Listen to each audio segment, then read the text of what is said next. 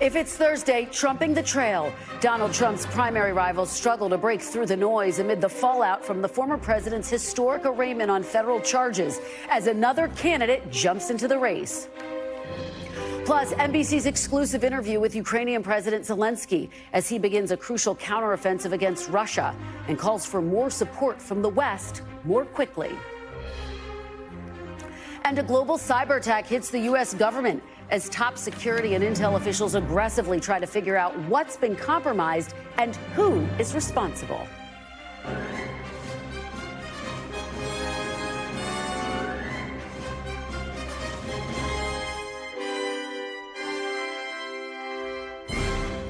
Welcome to Meet the Press Now. I'm Kristen Welker in Washington.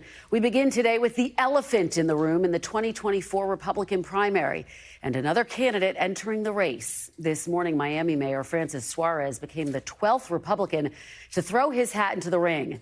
His announcement comes just days after his city became the epicenter of the legal issues facing the Republican frontrunner, as the former president pleaded not guilty to more than 36 felony counts in the special counsel investigation into his handling of classified documents. In an interview this morning, Mayor Suarez vented his frustration at how Donald Trump and his legal problems have essentially consumed the presidential contest.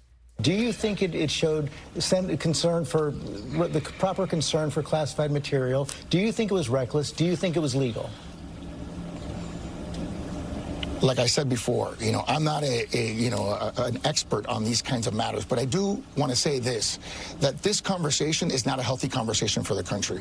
We should be talking about the issues that Americans care about. We shouldn't be talking about, candidates being indicted. If my candidacy is going to be about responding to, things that former President Trump did, then there's not going to be much of a candidacy. By the way, not for me and not for any other Republican nominees.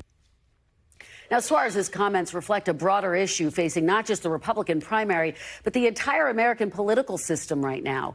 The debate on the right isn't about tax plans or foreign policy. It's about whether to pardon Trump or how to dismantle the Justice Department. Case in point, here's Mr. Trump's top primary rival today, Florida Governor Ron DeSantis, implicitly defending Trump by going after the justice system. My mission is to bring accountability to politicized agencies like DOJ, FBI. We're going to excise the political bias. And we are going to end the weaponization of the federal government. We're going to do that. I think when you have different standards that are applied, not just in terms of legal standard, but the level of zealousness that you apply based on who the target is, I think that strikes at the heart of a free society. Meanwhile, the White House is navigating this fraught moment by aiming to project a steady-as-she-goes approach to governance. Today, President Biden announcing a commitment from some ticket sellers to make fees more transparent as the administration sidesteps questions about the Justice Department's independence in the 2024 presidential contest. Now, to some extent, it's not a surprise that Trump is driving the political conversation. He is the clear frontrunner. Every poll out there shows that. He leads the field by 30 points in a Quinnipiac poll out yesterday. So where does all of this go from here as a twice indicted, twice impeached former president and current candidate consumes the political conversation? Joining me now, NBC's Vaughn Hilliard is covering all things Trump, and NBC's Mike Memoli joins us from outside of the White House. So, Vaughn, I have to go to you first after this just extraordinary week. Take us inside Mr. Trump's world. What's the mood? And Vaughn, what's their strategy moving forward after this week? Their strategy is to take up all the oxygen in the room here, and that is why Donald Trump, after his second indictment, his second arraignment, didn't go quietly back to his Bedminster Club. Instead, he greeted hundreds of folks outside and welcomed the cameras and that broadcast live on the likes of Fox and OAN and Newsmax, millions of likely Republican electorate voters, and made the legal defense as much as he did the political one here. And really, for these Republican candidates, there is an acknowledgement that there are so many litmus test questions that are now being posed in front of them, much like we heard to Francis Suarez this morning in that interview. And one of those that Mike Pence faced last night was would he pardon Donald Trump if he were to become president and Donald Trump were to be convicted? Donald Trump squirmed his way, or I should say Mike Pence squirmed his way out of directly answering the question, much to the chagrin of a conservative radio host who made the case that he was avoiding answering a difficult question. But this is exactly what, Trump's aides tell me that they see the benefits of this politically is that everybody in America knew what Donald Trump did this week. The rest of the field, there were question marks. And when you look at the polling, you can't deny the fact that in a new Quinnipiac national poll here today, he has a 30-point lead over Ron DeSantis. He has more than a 30-point lead in a new Morning Consult poll out today as well. And so for Donald Trump, it is continuing to make the case that he is being unfairly targeted and he needs the backing of the American electorate to, number one, for political reasons, but number two, to protect him from potentially going to jail. Vaughn, it's interesting. The Washington Post has this report that former President Trump repeatedly rejected advice to cooperate with the Justice Department, despite several chances that he was given to do so. I know I've been talking to some sources inside Trump world who say, look, there is a frustration that he didn't just turn over everything when he was subpoenaed, when authorities were asking for it. What are you hearing about that?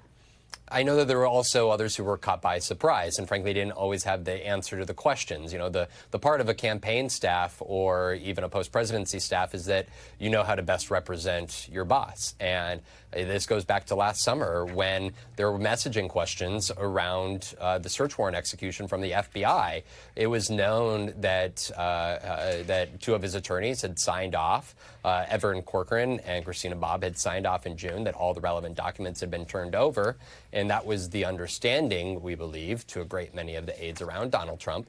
But now what you're looking and facing as a campaign operation is having to try to square the realities of what the candidate says versus what is being laid out by the Department of Justice in their indictment released over the weekend. And those are frustrating when you hear from a great many voters that they would like to focus on issues. And the question here is also the extent to which other Republican candidates are not going to be able to focus on issues, but instead the legal challenges facing Donald Trump. Yeah, there's no doubt that they all get asked about it every day, as does President Biden, Mike, and the president's still not responding to questions about this. Do you think that that's sustainable? Do you anticipate that at some point he's going to want to say something, or do you think he's going to stay the course here?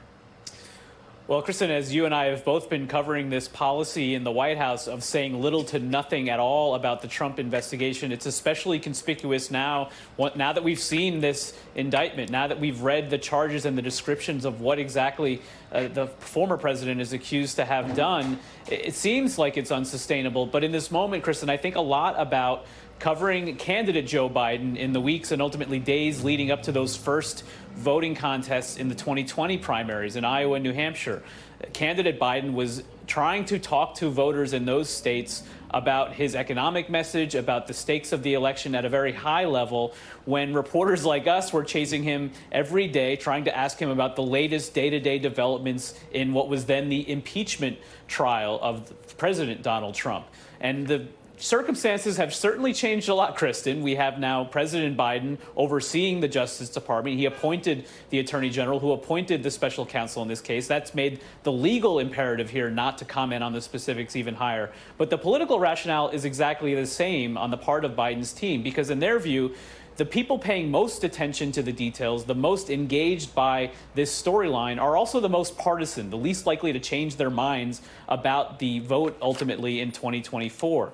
Their view, their focus continues to be on those voters who are just going about their daily lives, who are, frankly, more worried about things like the surcharges and so-called junk fees of a ticket price for a concert than what the legal woes of the former president. So that's what the White House is really trying to do, is to keep their focus on the voters who will ultimately decide this election, while also, yes, maintaining the integrity of the Justice Department, which is also a top concern. Absolutely. And Mike, to your point, the President trying to say it's business as usual here. Talk a little bit about what we heard from President Biden today on that very issue that you just mentioned, junk fees. Obviously, he made this announcement. I've been talking to some consumers who say it just doesn't go far enough. We don't need the fees to be transparent. We want them to go away altogether. We want to be able to afford concert tickets again for our families. Yeah, Kristen, you really put a finger on, I think, one of the most important things that is getting lost today, which is that these companies, the CEOs that were sitting with the president today, they're not eliminating these fees. They're not reducing the prices of these tickets. They're just being more transparent about them. They're making them, as they call it, all in, upfront pricing, rather than a charge you see at the last possible minute after you already thought you were getting a good deal. What's interesting, Kristen, is that the president didn't sign a law today. He's not proposing an executive order or legislation. This was all about the president just trying to use the bully pulpit of the presidency, which he used in a big way in the State of the Union address, talking about junk fees. The idea is that the president, as much as he thinks he's enacted a transformative economic agenda, things like infrastructure, the CHIPS bill, the Inflation Reduction Act, ordinary Americans relate much more to transparent pricing on tickets, for instance, perhaps more cleanly than what the new highway or what the new bridge will mean in their community. So this is an administration that wants to try to balance these two different lanes here, focus on the everyday pocketbook concerns that show he understands the concerns Americans have had. But of course, there's always more to do, and the administration says they're continuing to work to find more ways to get rid of some of these other junk fees in other industries as well. Yeah, we know the president is pushing for legislation that would tackle some of those concerns as well. One final question to you. Obviously, we saw in the day that former President Trump was indicted on federal charges. He obviously turned it into two different campaign opportunities. Talk a little bit about what you're anticipating in this week ahead. Where are we going to see Mr. Trump? We're going to see quite little of him, frankly, Kristen. The campaign announced that they have raised more than $7 million in the week since his indictment came down. But he has no travel planned until a week from this Saturday, when he will go to Washington, D.C. to address the Faith and Freedom Coalition. I'm told that he will be doing an interview on Fox, in which he will be talking with Bret Baier on Monday, and we'll be doing some local radio interviews. But we do not anticipate him hitting the true campaign trail until July 1st, when he will make his way down to South Carolina for July 4th activities. It's a quite light schedule here for the heart of the summer, Kristen.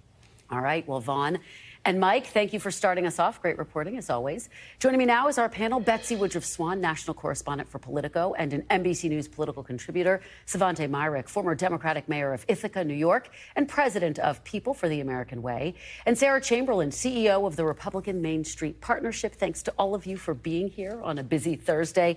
Betsy, I want to start with you. I mean, here we go again. This is yet another week where former President Trump is sucking up all of the oxygen, and where his Republican rivals are struggling to figure out, A, how to respond to him, but how to break through themselves. It's really an extraordinary situation where your political opponent getting indicted is a problem for you.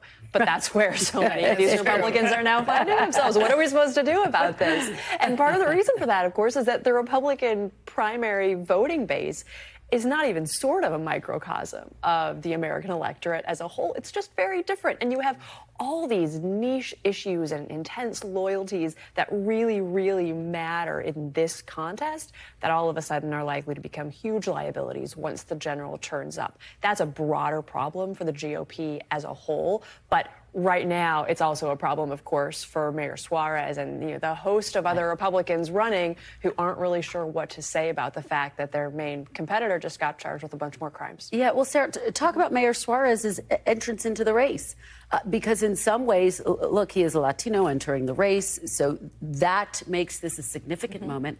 On the other hand, here we are with all of these candidates in the race, everyone saying this feels like 2016 all over again, where there are so many candidates, they're just going to pave the way for a Trump nomination. That is the fear. It is wonderful. He's Hispanic. He jumped in. But now I think we have 12.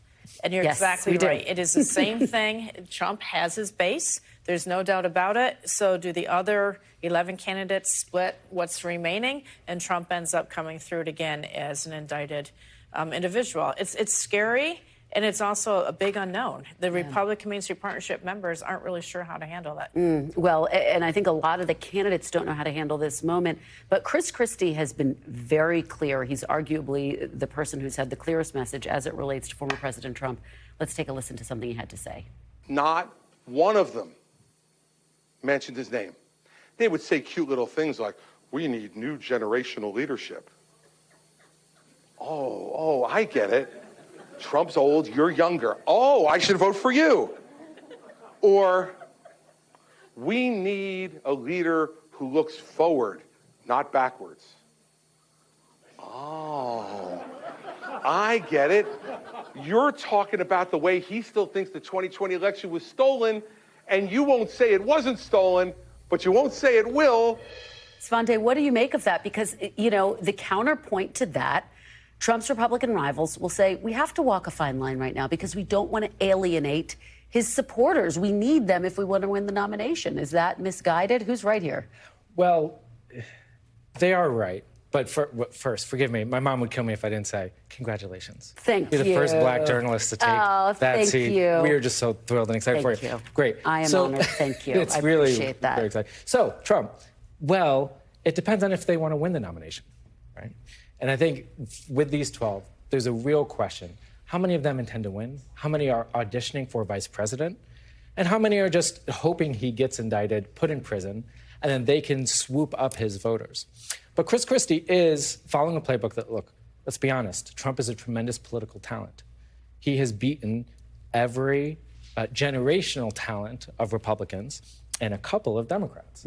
There's only been one person who's ever beaten Trump in an election, and that was Joe Biden. And he did it by taking it directly to him and making it a referendum like Chris Christie is doing. So I think if you want to beat Trump heads up in a primary, I do think you have to do what Chris Christie is doing. You have to do the Chris Christie approach. All right, well, speaking of candidates who are kind of being eyed for potential VP nominees, let me play something that Senator Tim Scott had to say. Americans must have a justice system where the Lady of Justice wears a blindfold. We cannot target Republicans and protect Democrats. As President of the United States, I would restore confidence and integrity in the Department of Justice, because you cannot be the city on the hill if you cannot trust law and order in our nation.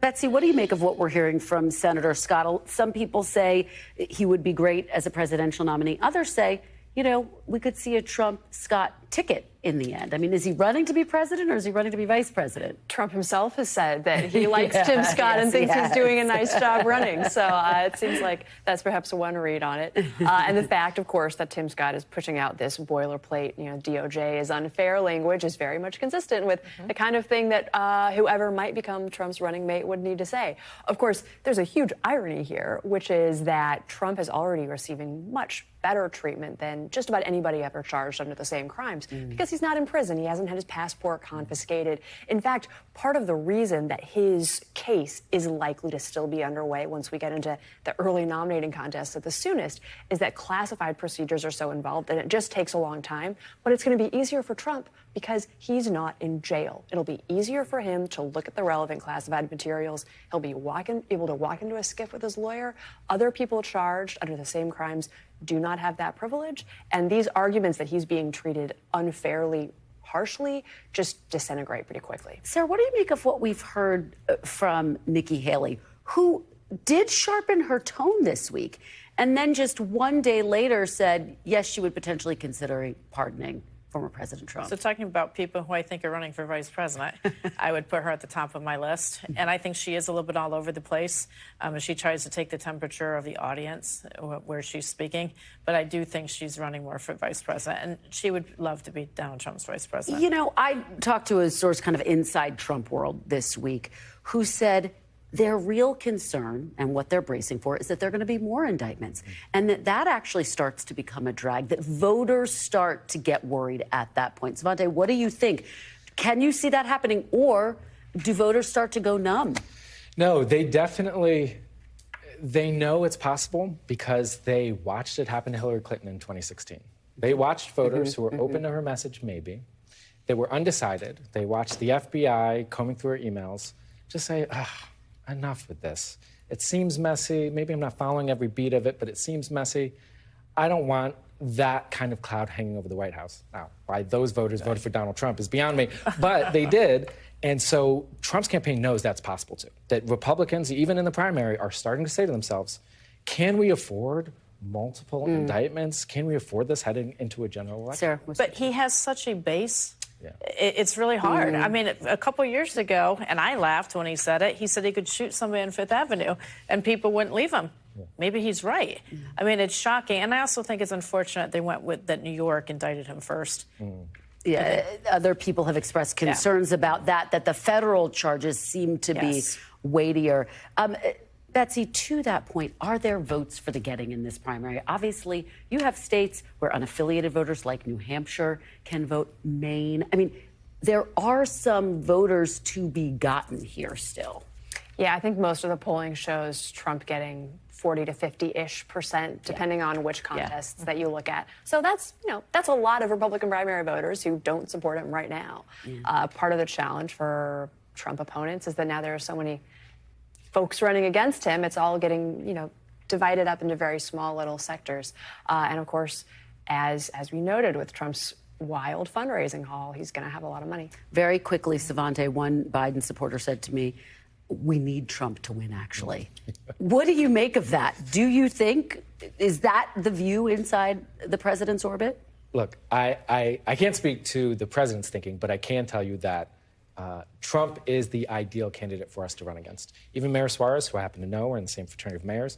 We had a fun night out of Miami once. I'll tell you about it later. he is photogenic. That would be a good panel. He's photogenic. He's inspiring. He's charismatic. I'm not going to vote for him because he's leading a party that intends to ban abortion nationwide. But I think he and a few others could win a ton of moderate votes.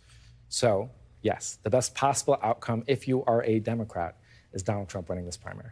All right. Great conversation, you guys. Thank you, Betsy, Savante, and Sarah. Fantastic stuff. Coming up, NBC News exclusive. Ukraine's president sits down with NBC's Richard Engel and delivers a message to war-weary Republicans on the campaign trail. We'll have that interview next. Plus, inside the Biden administration's quiet diplomatic push with Iran. We'll have the very latest reporting as Washington looks to ease tensions and avoid a potential nuclear confrontation. That's all ahead. You're watching Meet the Press now.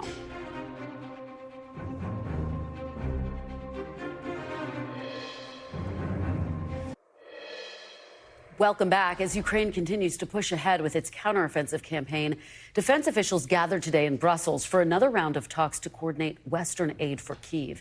In his opening remarks, Defense Secretary Lloyd Austin asked the group of some 50 nations to, quote, dig deep to provide continued arms and ammunition to Ukraine. Austin also stressed Kyiv will need both short-term and long-term support, calling the war a marathon and not a sprint. As the war rages on, our very own Richard Engel sat down for an exclusive interview with President Zelenskyy. He told Richard that the military's counteroffensive has been generally positive despite tough Russian resistance, and that he believes Russia will lose the war if the counteroffensive is successful. Richard also asked about America's support for Ukraine's military campaign. Take a listen. You are now fighting to push the Russians outside of your borders, reclaim your territory. Does it feel like you are sometimes fighting, however, according to a U.S. political timeline? So you have the Russians that you have to fight, but you also have to keep an eye at the U.S. political clock. Ми повинні про це думати. We have to think about that. We keep in mind what Americans think, American leaders who provide this help. And I'm very grateful to them, grateful to people, and grateful to the politicians for this help. And as I have said, of course, we analyze everything. I always watch what is happening in Europe, what is happening in the United States of America, first of all, and what kind of internal conflicts you have. And the risks that we are discussing, all of this influences the war. What is the most important thing? If we are talking about protection of democracy and freedom, if these are the values, and it's important to save them, then we all are on the same side. Richard Engel joins me now. Richard, congratulations on getting a critical interview at a really important moment. Obviously, Ukraine now starting its counteroffensive. And I just want to ask you, what were your other big takeaways? That was such a fascinating exchange there to hear him acknowledge that, yes, he has to keep an eye on the American political clock, too. What else stood out to you? Yeah, so that was an interesting admission of sorts that they're fighting this war here. They're fighting against an enemy larger than they are. better armed, and they are constantly looking at the United States and watching the internal politics and watching political statements, because Ukraine has become so dependent on foreign aid and so dependent on the flow of weapons. This city where I am right now, Kyiv, is very well protected. If there are more strikes tonight, and there very likely could be, they seem to happen almost every night, we will hear air raid sirens, and there will be missile defense systems deployed, and generally they work. This city is very well protected. But if the weapons stop coming, then this city is undefended, like many cities are in Ukraine. Kyiv is really the only major city that has this level of air defenses. And one of the things that they're trying to do, that the meeting was aimed at today in Brussels, is to get more air defenses so that other cities in this country can have this level of protection. I think one thing that's struck me and I'll take away was his admission that not only are they watching the U.S. political calendar and comments there, but how difficult this counteroffensive is proving to be. Generally, I thought, okay, I'm going to talk to President Zelenskyy, his first interview since they launched this highly anticipated campaign. He's going to tell me it's going great and that they're making progress and people should be encouraged and keep the weapons flowing. Instead, he said, it's been hard. It's proven to be difficult. The Russians are fighting back. They're fighting back hard. But one of the things he's most concerned about are the comments coming from the U.S., because that is something that they can't immediately control. They can fight against the Russians. They can use their tactics, but they can't change directly American politics, particularly comments coming from Ron DeSantis and former President Trump, both of whom have questioned the current levels of support for Ukraine, saying that it is not necessarily in the U.S. interests and is too costly. And Richard, he had a pretty direct message to former President Trump and Ron DeSantis on that point, right? What you asked him specifically, what did he tell you? What would he say to them? Well, I think you have the clip lined up. You can hear some of his response for yourself. When I asked him, anyways, and read to him some of the comments that. There you go. In many ways, this country's very survival depends on the assistance of the United States, other allies, and several Republican presidential candidates are expressing concerns about support for Ukraine. What would you say to them? What would I say? Is any candidate or senator who thinks it costs too much for the United States to support Ukraine, is he ready to go to war, to fight, to send his kids? Are they ready to die? Because anyway, they will have to do this if NATO gets involved. And anyway, if Ukraine would lose, if Russia would occupy Ukraine, Russia will continue going towards Baltic countries, Poland, etc. They will start war with one of the NATO countries. And at this moment, the United States will have to choose the collapse of NATO or go to war. And finally, Kristen, I think one of the most striking things that he said today was he blamed Russia for blowing up the dam in southern Ukraine that has flooded so much territory in this country, caused tens of thousands of people to be displaced. Russia denies that it was responsible, even though the dam at the time was occupied by Russian forces. He believes that Russia's next target, that Vladimir Putin's next target, would be to destroy the Zaporizhzhia nuclear power plant, also currently occupied by Russia. The IAEA Director General visited the site today, so it is a place that is being monitored to a degree, but there's fighting all around it. Now there's flooding of waters that were used in part for its cooling system. And President Zelenskyy today in this interview made an urgent appeal.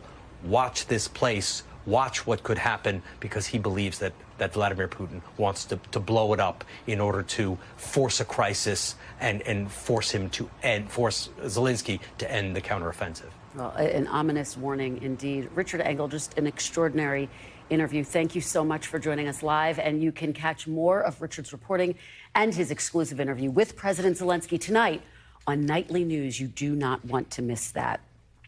We want to turn now to another major foreign policy issue for the West and the U.S. For months now, U.S. officials have been engaging in quiet, behind-the-scenes diplomacy with Iran. The first sign of talks since negotiations around reviving the country's nuclear deal fell apart last summer. Now, according to the Wall Street Journal, the Biden administration has restarted indirect talks with Tehran in order to secure the release of American prisoners, as well as curb Iran's growing nuclear program, which now has enough material to make a nuclear bomb in roughly 12 days. That's according to testimony from a Defense Department official earlier this year.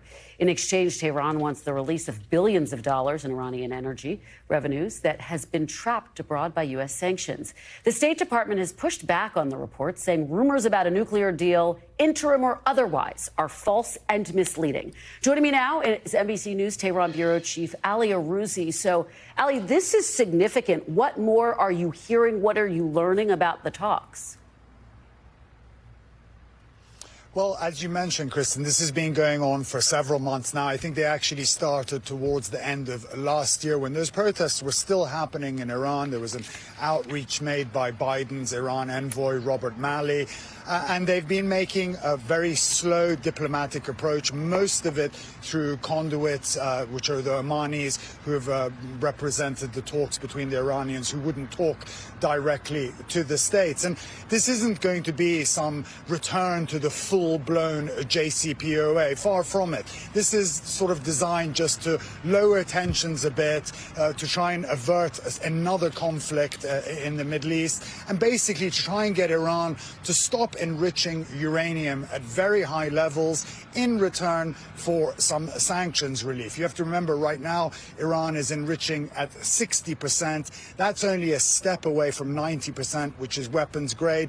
And I think these talks are designed to limit it at 60% for now, to avert a greater danger with Iran pushing that nuclear enrichment way up to 90%, which is a red line for many people. But you also have to remember, Kristen, 60% is really, really high. The JCPOA had stipulated enriching up to 3.7%. So we're way beyond that. This is just trying to contain a situation from getting out of control. And Ali, obviously regional allies are watching all of this very closely. Israel, for example, watching very closely. How are they responding? And has there been any engagement with the U.S. from them? Well, the Israelis are saying that those predictions that are being made by the U.S. are exaggerated, that the Iranians are actually probably a year or 2 years away from actually being able to build a bomb. And they're saying the Biden administration is doing that so they can give a sense of urgency to get this sort of interim deal going. And one of the concerns for the Israelis is that if this interim deal is settled between Iran and the U.S., it may lead to a broader deal which would give Iran huge financial benefits. They get a lot of their assets that are frozen back without really breaking down Iran's nuclear program. And the Israelis have also said that if Iran breach that 90% enrichment, that's a big red line for them, and they will have to do something about that. All right. NBC's Ali Arouzi, thank you so much for joining us. Really appreciate it, Ali. Always good to see you. Coming up next, the U.S. government hit by another cyber attack. What we know and don't know about the attack, and who could be behind it. You're watching Meet the Press now.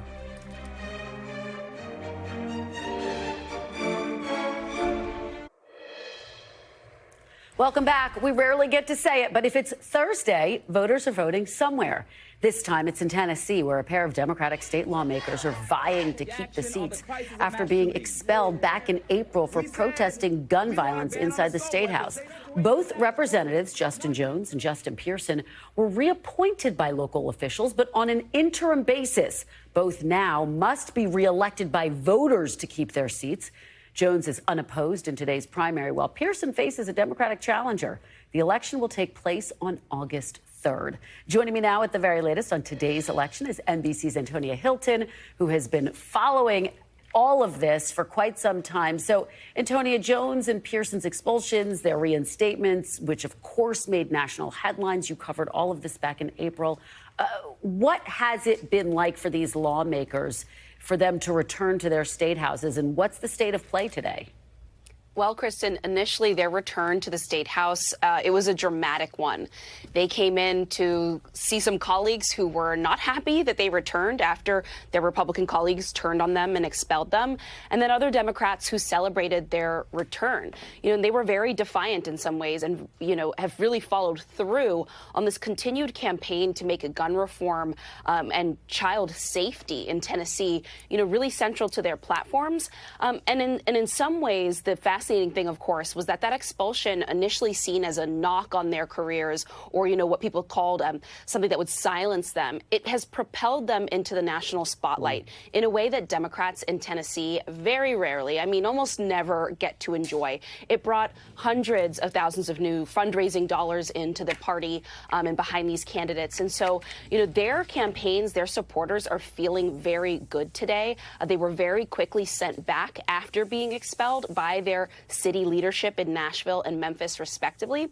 And they feel that those communities, which are some of the most diverse communities in the state of Tennessee, are ready to send them right back again, Kristen. Well, and it's notable, of course, the momentum that Pearson, for example, the one who actually has an opponent, has going into today. Talk a little bit about the challenger.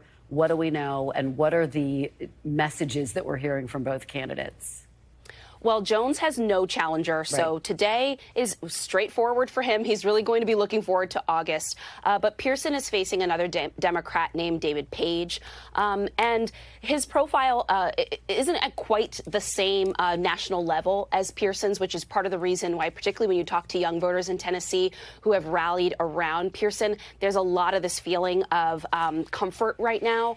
But, that can be the challenge sometimes in these elections as well. People kind of fall asleep at the wheel. They might not think they need to come out and support candidates who they assume are set. And so part of Pearson's message has been, if you liked the message that we brought about gun reform, about police reform, about Tyree Nichols, if you're concerned about abortion access, you need to send me and you need to send Jones back, kind of this package deal almost, that the two of us are part of this new vanguard and we want to continue the work we've started for you. All right, Antonia Hilton, such fantastic reporting as always. Thank you so much for joining me this afternoon. Really appreciate it.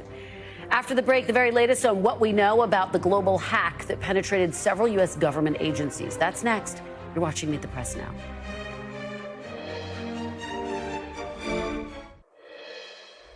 Welcome back. According to the country's top civilian cybersecurity agency, several U.S. government agencies were hacked as part of a broader attack that also hit dozens of companies and organizations. The Cybersecurity and Infrastructure Security Agency, or CISA, says it is still investigating the scope of the attack and is providing support to the agencies that experienced an intrusion. My colleague Andrea Mitchell sat down with CISA Director Jen Easterly earlier today. Here's what she had to say about this latest hack. So it's a software that federal agencies and companies across the world use. We put out an advisory about this last week, and we're responding to it. These vulnerabilities are pretty common in software, and our job is to work with businesses to ensure they have the resources and tools to mitigate that risk. Could it have originated in Russia? Or not in Russia, but we're tracking it as a criminal group. Many of these criminal groups are located in places like Eastern Europe. Right. Joining me now is global security reporter Dan Luce, who has been tracking this story all day long. So, Dan, what more do we know about this, which I know is not a whole lot, but what do we know about the investigation, the potential timeline? Where are we with this? So this was targeting this software that a lot of people use in and out of government, which helps you transfer files really easily. And they had tried to warn private industry last week about this. There's a press conference going on right now, and so hopefully we'll learn more. But it's still not clear, were sensitive files, data stolen from the U.S. government?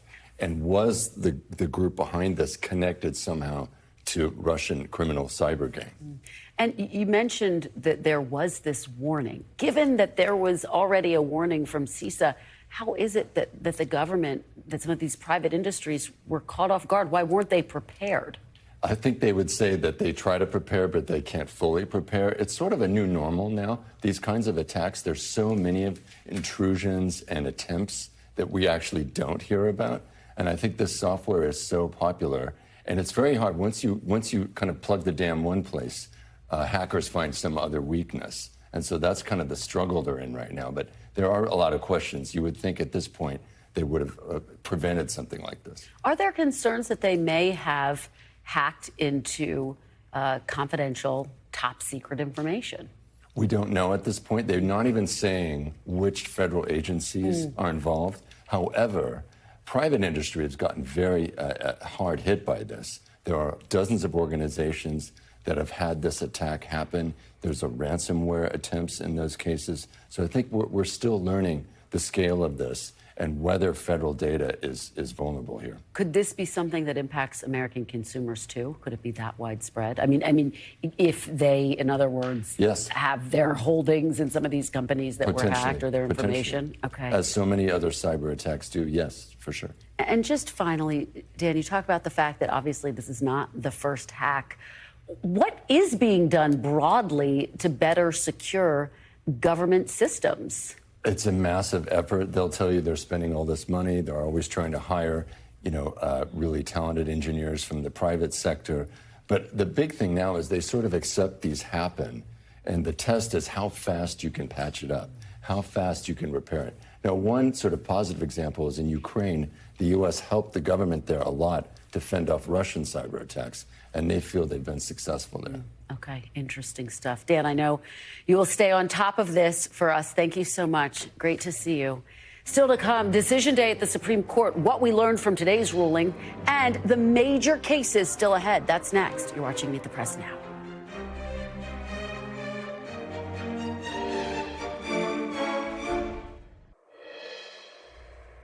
Welcome back. Turning now to the latest from the Supreme Court, which handed down rulings on 3 cases today. But with the session about to end, the High Court appears to be pushing its biggest decisions until the last possible moment. 2 of the remaining decisions, one challenging affirmative action and the other centered on President Biden's student debt relief plan, could have major implications for current, former, and future Black college students across the U.S. Ahead of these rulings, the NAACP voiced their disappointment that the president has not done more to secure Black student debt relief. According to the Brookings Institution, Black students owe about $25,000 more on average than their white counterparts. We will speak to a top official at the NAACP in just a moment. But first, NBC News Justice correspondent Julia Ainsley joins me to break down today's key rulings and the remaining cases. So take us through these 3 big decisions, Julia, and thank you for being here. Well, thanks for having me. And I will say that Ken is usually the justice correspondent. I'm putting on his hat today. But I will tell you what's left are some really big decisions that we're keeping an eye on. So affirmative action, which you named, and whether or not schools can actually have diversity without keeping race as a factor. We're also looking at Biden's student debt relief plan, whether or not his plan to relieve students of up to $20,000 can stand, whether or not the Secretary of Education has that authority. And of course, free speech. It's a very similar case to what we've seen over LGBT rights and whether or not a private business owner or operator can deny same-sex couples their services. In this case, it's a website designer. Previously, we've seen wedding cake decorators. It's very similar to that previous case. And one more on voting rights having to do with North Carolina and whether or not the state legislature there has the right to make voting laws, or is it the courts? So a lot coming up. There is a lot coming up. It's not unusual for the court to leave some of its biggest decisions until the end, but talk a little bit about the timing that you are watching in this case. Yeah, I mean, for the public and for those of us watching, it always kind of feels like the grand finale at the end of June. But what it is that some of these opinions are probably harder for the court to build a consensus around and then write those opinions. They're going to be lengthy. The judges know that these opinions are going to carry weight. And so it makes sense that these are the harder decisions that they've left for a little while down the road. Now, we did hear last week about a major voting rights decision. That was one of the bigger ones that came a little earlier. But over the next 2 weeks, when we see now 20 opinions that need to get done, the fact that these really weighty ones remain is really not surprising looking at previous Supreme Court sessions. Yeah, and notably today, we did get one ruling that the court ruled to uphold the Indian Child Welfare Act. Talk about the significance of that and what it says more broadly, do you think, about the court? Yeah, that's right. This act was enacted in the 70s to make up for a history of taking children away from Native American tribes and allowing white families in America to adopt them. And the tribes have said we need to be able to hold on to our children, to our traditions. And so the court said they're going to uphold that and cited against a Texas couple that wanted to adopt a child from a Native American tribe. What that does, and it was a 7-2 2 opinion. It was not narrow. What that shows us is that there is a willingness to uphold some of these longstanding precedents. Now, of course, they're not upholding everything. Think about the fact that they struck down Roe. But at least in this case and in what we saw last week on the Voting Rights Act upholding Section 2, there is at least a willingness, even among the conservatives of the court, not to break away too fervently from that precedent. Julia Ainsley covering all of the angles for us today. Thank you so much Kristen. for being here. Really appreciate it.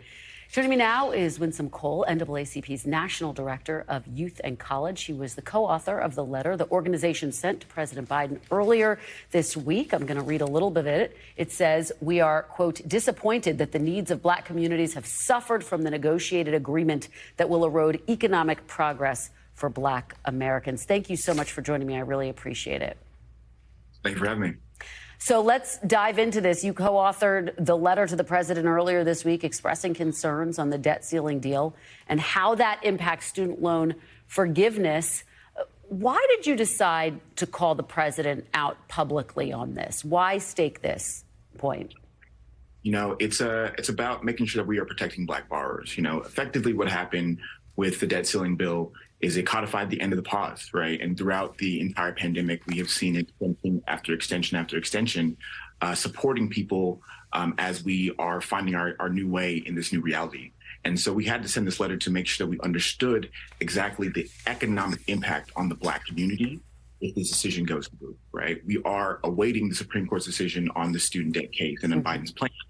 But regardless, if it fails in the Supreme Court, it is up to President Biden to ensure that he comes through for Black borrowers. Have you heard back from anyone at the White House? Have you been in contact with the president, for example, about this? What reaction did you get? We have not, but we've had tons of support from our allies, from our coalition members, folks who recognize the deep impact for the Black community that this has, especially if they do not see relief, right? You know, the president campaigned on student debt cancellation, and we've seen this pause, but it's time to actually deliver on this relief and to ensure that Black borrowers are not pushed into poverty. Wisdom, let me just take what the White House would likely say to you, which is, look, we have done as much as we can. Obviously, there's opposition to extending the student debt relief beyond August, which was the original plan. What do you say to that argument that they are basically fighting against Congress and the law here? You know, the White House has to show the American people and tell the American people that they're actually going to come through on this promise, right? Time after time, we see candidates come into our community and make these promises, but it's actually time to see those plans and policy put into place so that we can actually see the racial wealth gap be reduced.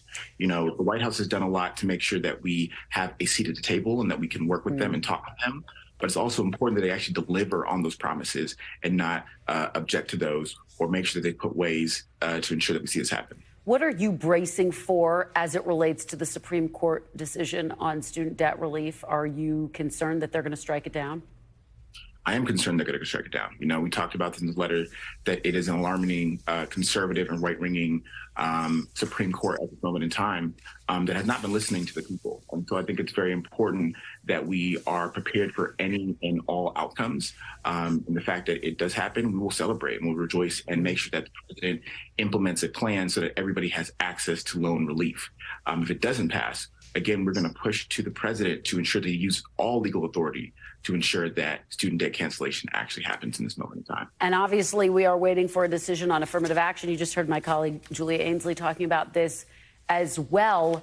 There is broad thinking that it could likely be struck down.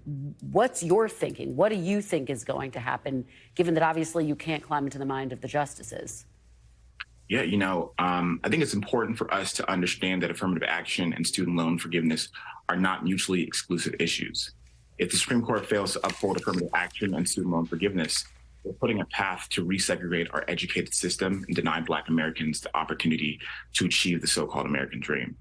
You know, regardless of what the court decides, it's up to the president to deliver on his promises to the American people. And it's up to every institution in this country to pledge their commitment to embrace diversity, no matter what. I'm going to read a little bit more of your letter and then get you to react on the other side. You also say, let us be clear, absent further swift action in the wake of an unfavorable ruling from the court, Black voters stand to be incredibly disillusioned by an administration who failed to deliver on key campaign promises. What specifically are you saying? Do you think that the president has failed Black voters, and do you think that he will lose some Black voters in this next election? You know, we have to be real. We have to recognize that there is consequences to inaction, right? When you run a campaign that has galvanized millions of Black voters to turn out based on policies that are actually going to change their lives, it's important that we finish the job. It's not done until it's done. We have to use every legal authority, every opportunity, every option to ensure that Black voters can see relief. You know, as we depend upon the upcoming election, it's important for us to engage Black voters and ensure that there is a real path to economic prosperity in this country. And just very quickly, does he still have your vote, yes or no? You know, I'm waiting to see the student loan get canceled. Okay. Thank you so much, Wisdom Cole. Appreciate it. And thank you for being with us this hour. We're back tomorrow with more Meet the Press Now. Thanks for watching our YouTube channel. Follow today's top stories and breaking news by downloading the NBC News app.